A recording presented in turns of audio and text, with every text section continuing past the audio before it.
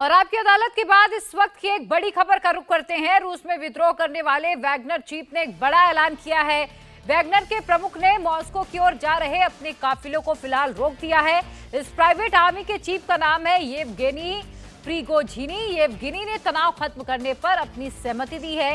ये दावा बेलारूस के प्रेसिडेंट की ओर से किया गया है। येवगेनी ने कहा कि रूस के लोगों का खून ना बहे, इसके लिए वो अपने इलाके और फील्ड कैंपस में लौट रहा है। आपको बता दें कि वैगनर आर्मी ने रोस्तरोव शहर पर कब्जा जमाया हुआ था। इसके बाद लगातार रूसी राष्ट्रपति की ओर से भी कई बयान आए थे और हमारे सहयोगी मनीष इस वक्त जुड़ चुके हैं। मनीष, ये बहुत बड़ी खबर है कि वैगनर चीफ ने अपने काफिले को रोक लिया है, क्या अपडेट है? भैया, जो पिछले 24 घंटे से एक प्रेशर बिल्डअप हो रहा था और ये सिविल वॉर की तरफ इशारा कर रहा था और सिविल वॉर की तर्ज पर ही वैगनर्स और साथ में रशियन आर्मी आमने सामने थी।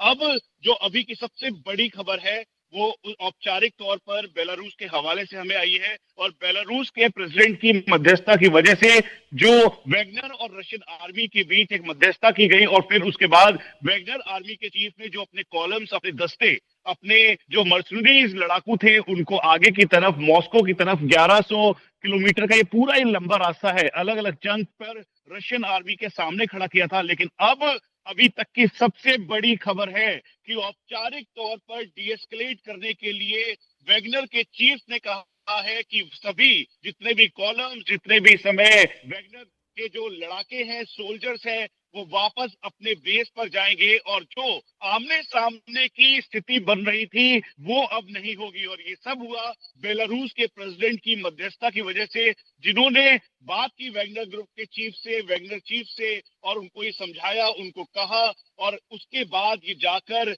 ये पूरा फैसला आया है। जो हमें जानकारी मिल रही है रशियन जो हमारे सोर्सेज हैं उनके द्वारा, बेलारूस ने बहुत ही स्ट्रेटेजिक तौर पर जो उनके प्रेसिडेंट हैं उन्होंने इसकी मध्यस्थता की। उसके बाद वैगनर को समझाया, वैगनर चीफ को समझाया। वैगनर चीफ को समझाने के बाद उन्होंने इस बात को कहा कि उनकी पूरी की पूरी दिक्कत सबसे ज्यादा डिफेंस मिनिस्टर शेरगो और उन साथ में जो चीफ ऑफ जनरल स्टाफ है गोरशिमोव, उनसे है। और उनकी वजह से ही यूक्रेनियन और रशियन वॉर के अंदर जो रशियन सोल्जर्स की इतनी काफी जी, संख्या में किल्ड इन एक्शन हुए हैं।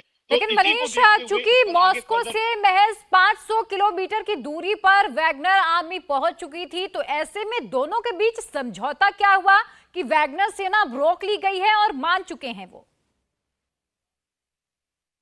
भैया, उसी का जिक्र मैं कर रहा था आपको कि जो बेलारूस ने जब मध्यस्थता की, बेलारूस के प्रेसिडेंट थे, तो उन्होंने इस बात को कहा कि वो किसी भी तरीके से म्यूटनी या फिर विद्रोह की तरह देश के खिलाफ एक ऐसी स्थिति पैदा ना करे जिसमें जो यहाँ के रशियन मूल के लोग हैं उनकी जान जाए। इसलिए वैगनर चीफ ने इस बात को कहा कि हम किसी भी रशियन के खिलाफ नहीं है। उनकी पूरी स्थिति और पूरा जो ये डिस्ट्रस्ट और मिसट्रस्ट था, यानी जी, जो इनके बीच डिससेटिस्फेक्शन था, वो रशियन बिल्कुल डिफेंस मनीष, मिनिस्टर राहत और की साथ बात में रशियन भले चीफ ही ऑफ वो स्टाफ के ये बीच। हो कि अभी फिलहाल वैगनर सेना मान गई हो। आप बने रहिएगा, इसी से जुड़ी एक बड़ी खबर भी आ रही है क्योंकि सिचुएशन अभी नॉर्मल नहीं है रूस में। ये बड़ी खबर आपको बताते हैं, सिचुएशन काफी पैनिक बनी हुई है। रूसी मीडिया के हवाले से एक बड़ी खबर आई है।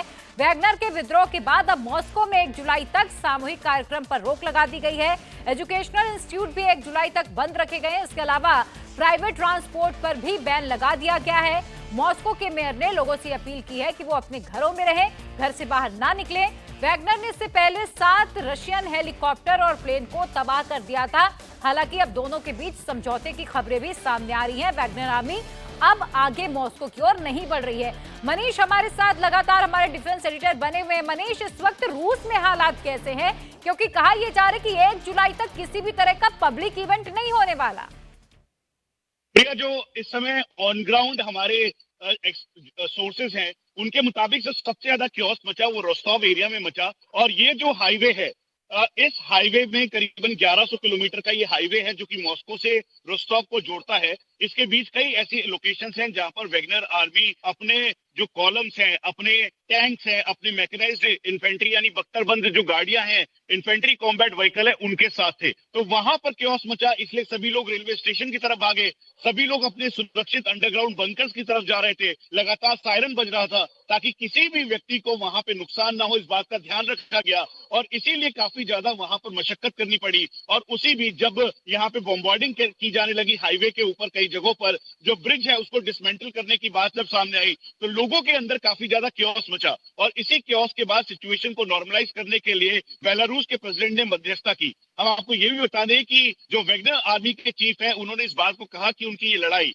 डिफेंस मिनिस्टर रशिया और साथ में चीफ ऑफ स्टाफ के विरुद्ध है। उनकी लड़ाई व्लादिमीर पुतिन जो कि प्रेसिडेंट है उनके खिलाफ नहीं है, रशिया के लोगों के खिलाफ नहीं है। हम आपको ये भी बता दें कि वैगनर ग्रुप के चीफ का एक बहुत बड़ा बिजनेस है जो कि पूरी तरीके से फ्यूल, ऑयल एंड लुब्रिकेंट के ऊपर चलता है, यानी एनर्जी के ऊपर चलता है। तो ये इंटरनेशनल मार्केट में भी इसको की दिक्कत, उसके अलावा जो उनके प्राइवेट कारोबार है उस पर भी दिक्कत, इसी को लेकर बेलारूस के प्रेसिडेंट ने इस बात की मध्यस्थता की। लेकिन सबसे ज्यादा पैनिक मचा पिछले 24 घंटे के अंदर जो रोस्टोव एरिया है, उसके अलावा उसके एयरफील्ड के साथ साथ जो फाइटर एयरक्राफ्ट जहां एयर स्ट्रिप पे खड़े थे, उन सभी एरियाज पे और खासतौर पे जो तस्वीरें आई उसमें हमें ये बात भी कही गई रशियन आर्मी के द्वारा कि आप किसी भी तरीके से साइकोलॉजिकल वॉरफेयर जो कि यूक्रेनियन फोर्स और साथ में अमेरिकन कर रहे हैं उसके प्रोपेगेंडा और उसके एजेंडे में ना फंसे, इसीलिए जो औपचारिक तौर पर खबर आए उसी को चलाए।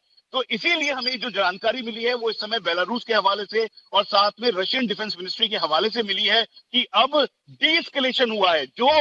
जो इस समय वैगनर्स आर्मी के वैगनर्स कंपनी और आप कह लीजिए जो लड़ाके वैगनर्स के थे वो जो मॉस्को की तरफ बढ़ रहे थे, अलग अलग चंक पे इस हाईवे पर थे, वो सब रुक गए हैं। वो वापस अपने कैंप की तरफ जा रहे हैं ताकि कहीं से भी कोई भी रशियन सिविलियन को नुकसान ना हो, इस बात का भी ध्यान रखा जा रहा है और इसीलिए ये फैसला लिया गया है। अब बिल्कुल मनीष, लेकिन इन सबके बीच सवाल ये उठता है कि आखिर तख्ता पलट की कोशिश अचानक से की क्यों गई, क्योंकि एक तरफ रूस यूक्रेन का वॉर चल रहा है तो दूसरी तरफ रूस के लिए बड़ा झटका था, खासतौर पर पुतिन के लिए। तो अब वैगनर के इस ऐलान के बाद पुतिन का अगला कदम क्या होने वाला है? देखिए, एक बात बिल्कुल साफ है, व्लादिमीर पुतिन ने आज अपने वीडियो मैसेज के जरिए क्लियर कर दिया था कि ये देशद्रोह है, यानी एंटी नेशनल एक्टिविटी है और जो हथियार उठाएगा उसके विरुद्ध कार्रवाई होगी।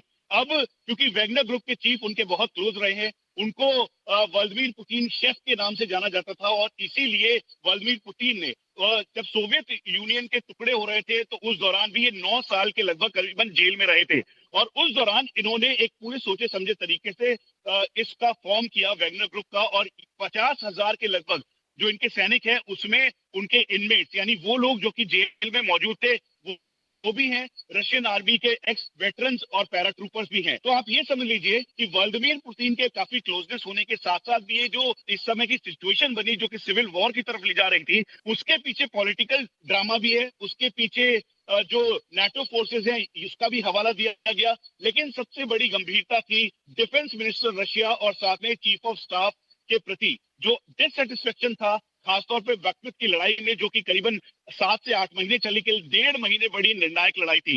तो इन सभी जो पैरामीटर्स को इकट्ठा किया गया और तब जाकर ही हुआ। इसलिए व्लादिमीर पुतिन ने कहा कि जो भी देश के खिलाफ जाएगा उसके ऊपर कार्रवाई होगी, उसे देशद्रोही समझा जाएगा। एफएसबी जो कि उनकी सिक्योरिटी एजेंसी, इंटेलिजेंस एजेंसीज है, उन्होंने भी सारे डेटा मॉनिटर करने शुरू कर दिए थे। तो आप ये समझ लीजिए जिन लोगों ने वैगनर ग्रुप के चीफ के कहने पर कार्रवाई की है या फिर कहीं नुकसान पहुंचाया है, उनके खिलाफ सख्ती से निपटा जाएगा, ऐसा रशियन सोर्सेस हमें बता रहे हैं। लेकिन अभी सिचुएशन को वॉलेटाइल ना हो, सिचुएशन खराब ना हो, इस बात का ध्यान रखते हुए इसे देखा जा रहा है, जांचा परखा जा रहा है।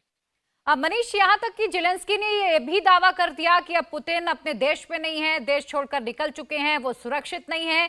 दूसरी तरफ प्रिगोजिन की ऐसी कौन कौन सी मांगे थी जिसको लेकर पहली बात तो विद्रोह हुआ और अब जब रूस ने उसे मान लिया है, व्लादिमीर पुतिन से जब उनकी बातचीत इस पर सहमति बन गई है, वो कौन कौन सी मांगे थी जिसके बाद विद्रोह किया गया, ये तख्ता पलट की कोशिशें हुई भी?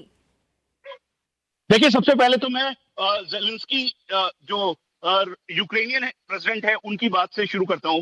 ये दरअसल साइकोलॉजिकल वॉरफेयर पिछले 1.5 साल यानी 16 महीने की इस लड़ाई में रशिया और यूक्रेन के बीच चला। उनका ये दावा है कि करीबन 1.5 लाख से ज्यादा जो रशियन सैनिक है वो मार के रह गए, और यही मौका था जब वैगनर का ये म्यूटिनी और इस तरीके के हालात बने जो कि सिविल वॉर की तरफ जा रहा है, सिविल वॉर की तरफ इशारा कर रहा है। तो इसी बीच जो हमें रशियन फोर्सेस के जो सीनियर ऑफिशियल्स हैं उनके मुताबिक उन्होंने कहा कि इसी का फायदा उठाते हुए यूक्रेन, साथ में नाटो देश, सभी लोग जो कि रशिया के खिलाफ थे, विरुद्ध थे, वो सभी अपने सोशल मीडिया प्लेटफॉर्म के जरिए और ये साइकोलॉजिकल वॉरफेयर में लग गए ताकि वो ये बताया जा सके कि रशिया में इस समय कुछ भी ठीक नहीं है, सिविल वॉर की सिचुएशन आ गई है। उसके अलावा यहाँ पे म्यूटिनी हो गई है और जो सैनिक है वही इसका विरोध कर रहे हैं, और रशियन सोल्जर्स अब पूरी तरीके से वैगनर ग्रुप के बिल्कुल। साथ और पुतिन के ऊपर जिस तरह से चिंता के बादल मंडरा रहे थे वो थोड़े हल्के जरूर हुए हैं, लेकिन अभी खतरा टला नहीं है। मनीष, बहुत शुक्रिया आपका तमाम अपडेट के लिए। इंडिया टीवी हर वक्त हर जगह डाउनलोड करने के लिए सर्च करें India TV news Google play store या ऐप स्टोर पर।